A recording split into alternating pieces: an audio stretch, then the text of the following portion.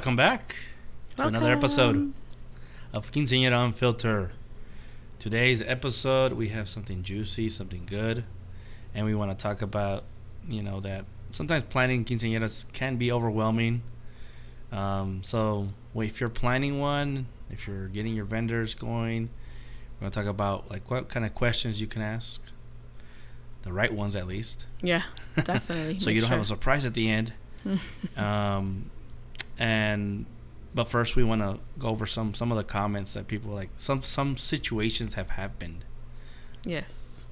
Some very traumatic. Because they didn't ask the right question. So yeah. So let's get into it. Let's start with this one here. Okay, so one of our viewers sent us this message about a situation that happened to them, and they referred to the situation as a nightmare, which is indeed a nightmare. So what happened to her, to sum it up because her message is a little long, her photographer canceled a week before her event. Her 360 photo booth canceled 2 nights before, and her makeup artist canceled the night before, and her DJ canceled the morning of. So this, like, if you're a mom like planning your quinceañera right now, this is definitely a nightmare.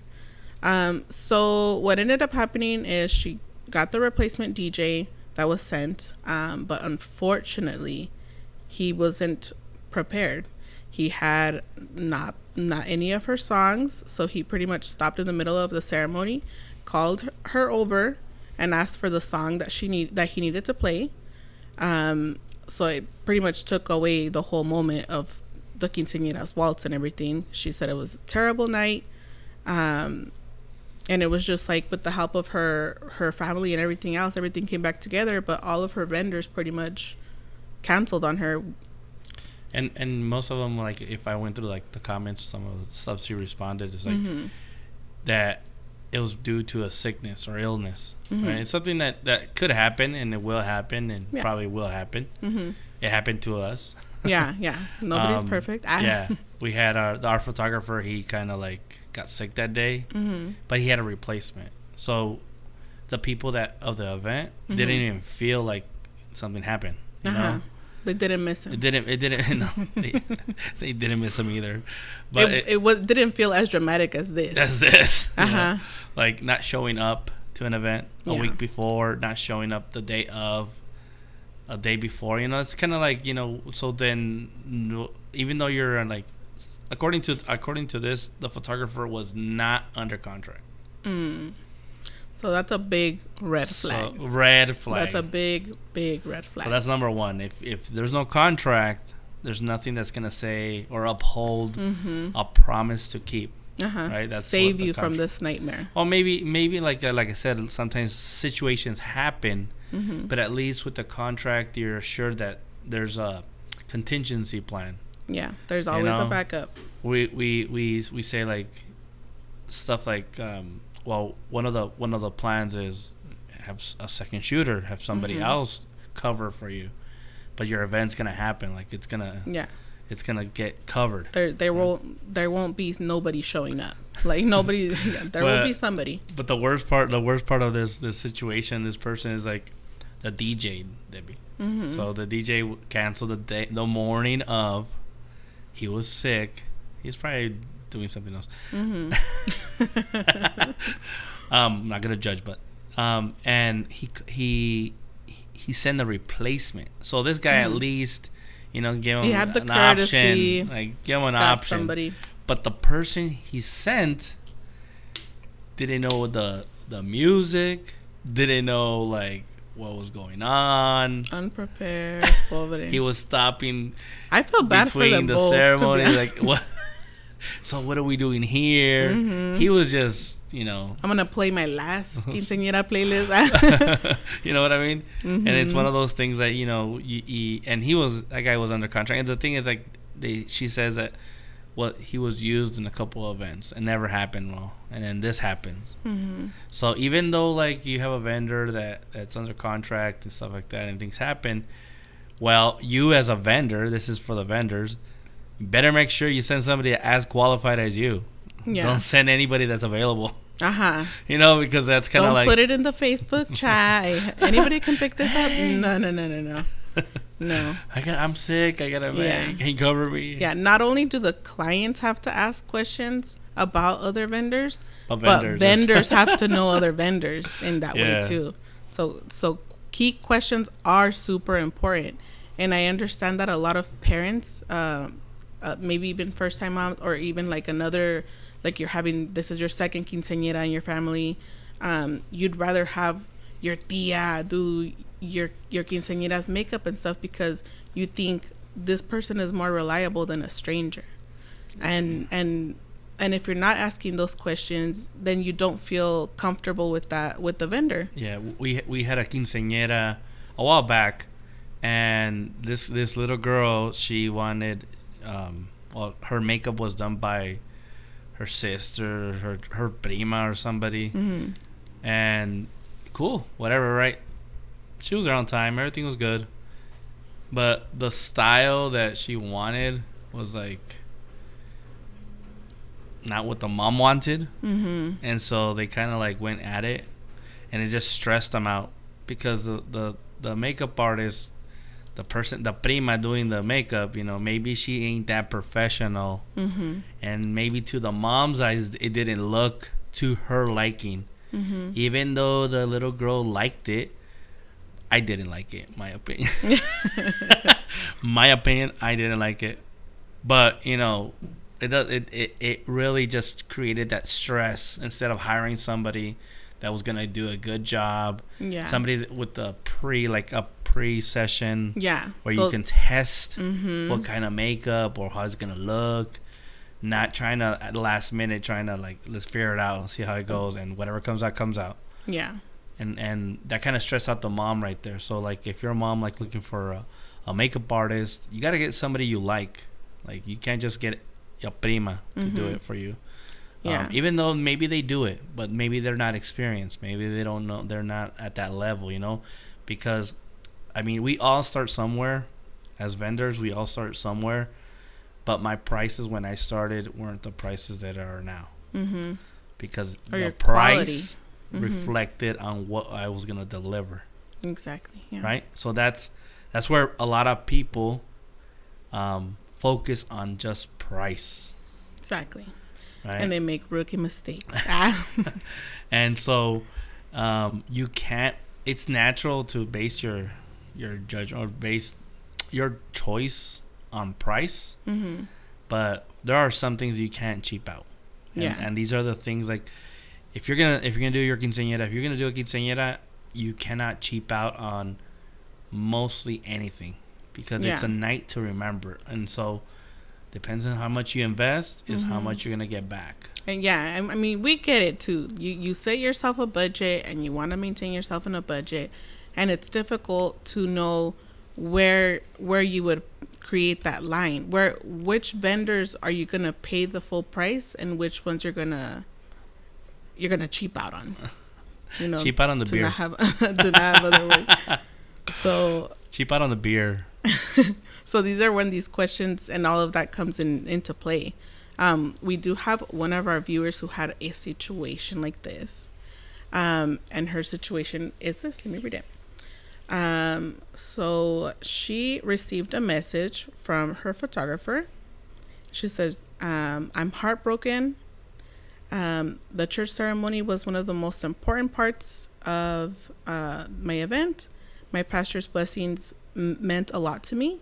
Her mom had passed away, and this had been her pastor.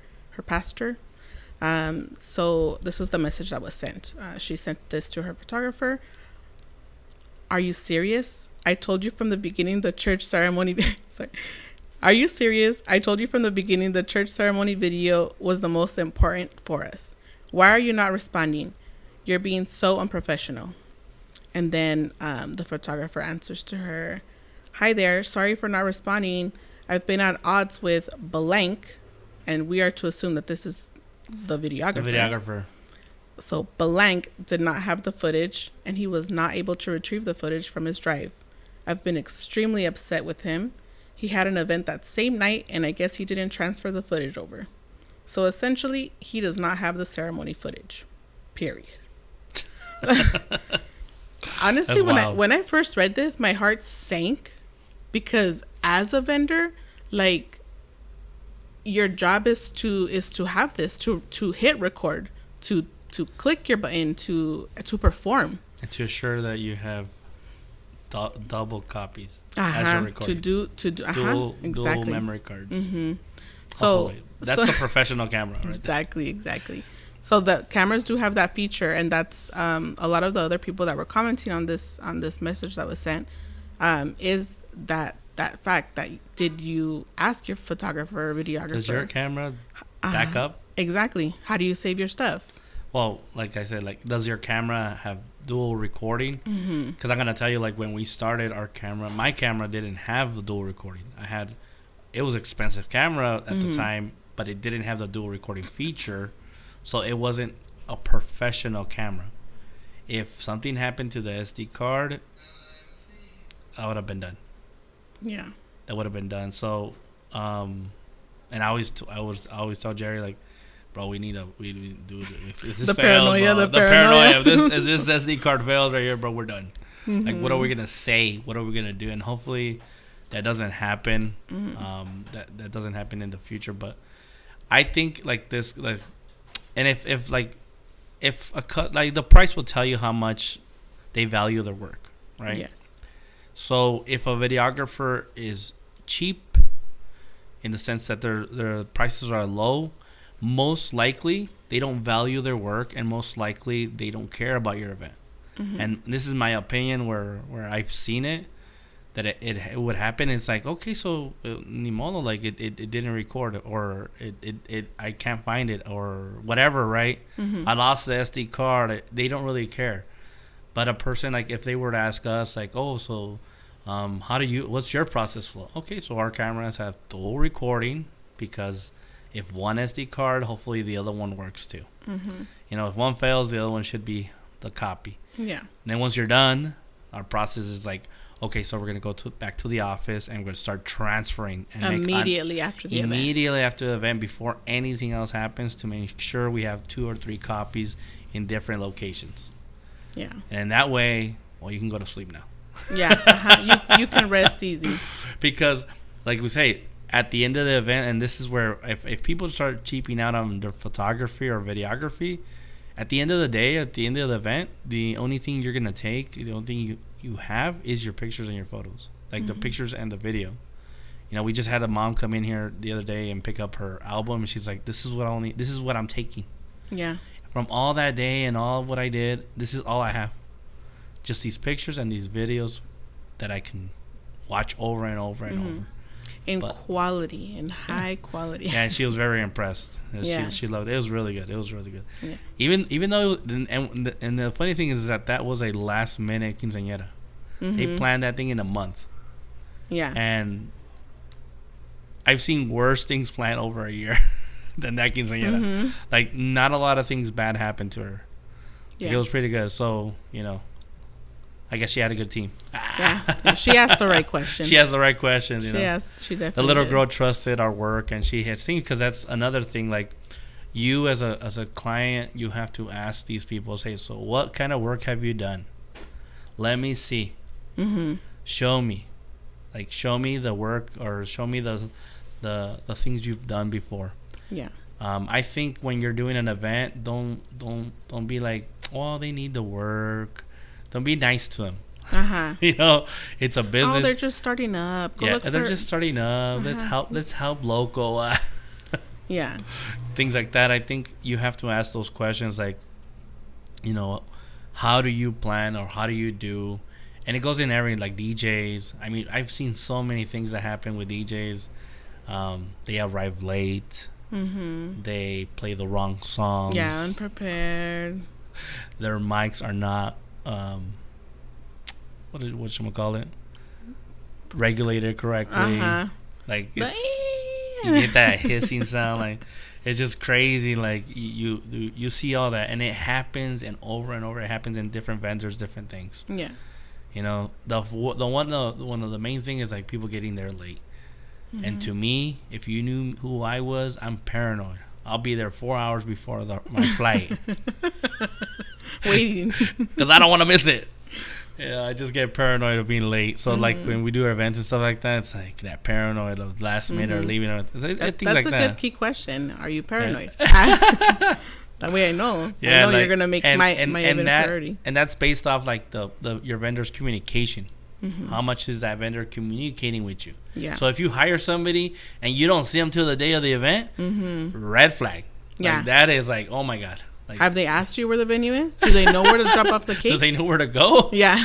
Like, if they don't ask those questions to prepare yourself, to prepare their job, then maybe you hired the wrong person. Like, maybe they are gonna mess up, and like we were talking about, they're gonna cancel on you. Most likely, they're gonna be like, oh well, ni modo, you know. It happens. Or they expect you to be the one to reach out. I got sick. Yeah, I got sick. Well, you know, it happens. I think with Jerry, one time he almost I don't remember, but I think he almost forgot. It was on his calendar. He had a session, like a pre-session, and the client called him. Oh God. And it just, luckily we were ready. Like, luckily we had our equipment. We were ready to go. We're like, really? It's today? Like, I don't know what happened with the calendar. Like, before his assistant came in. Yeah, before his assistant. And, like, things like that happen. But, you know, luckily we're ready to save the day, you know? But because we care. Like, we care. Sometimes people make mistakes, but you can't be making mistakes left and right over and over after every event. Can't be the same mistake every time. Yeah.